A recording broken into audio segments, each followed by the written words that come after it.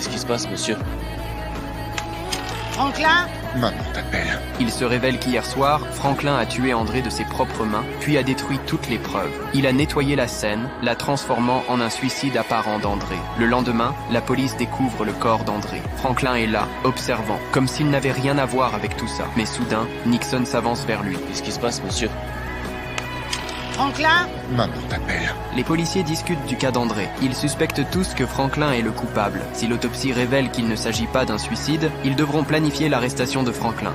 Tout ce que je sais, c'est que si le rapport d'autopsie révèle un truc bizarre, on ira remuer la maison. Le lendemain, Mel arrive chez elle pour découvrir une maison vide. Elle ne peut pas croire que son père est vraiment mort. Lorsqu'elle entre dans la chambre, elle remarque que la fenêtre est ouverte. Ce détail lui rappelle un moment du passé, quand elle parlait à Franklin à travers cette fenêtre. Elle décide de retrouver le partenaire de son père et de lui faire part de ses soupçons. Franklin a tué mon père. Franklin a tué mon père. Le soir venu, les policiers interceptent Franklin. Mais ils ne l'arrêtent pas tout de suite, au contraire. Ils montent dans sa voiture. Les policiers affirment avoir toutes les preuves. Sous pression, Franklin finit par avouer son crime. Mais les policiers rangent soudainement leurs armes.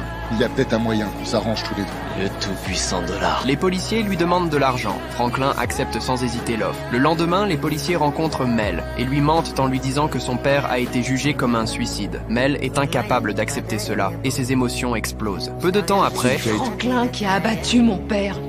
Ça arrive, tu sais. On sait jamais comment les gens réagissent. Oh, c'est ma faute. Ok, allez, bon, allez, c'est bon, fous le camp. Mel, Dégage. je suis navré. Dégage. Non, ne me touche pas.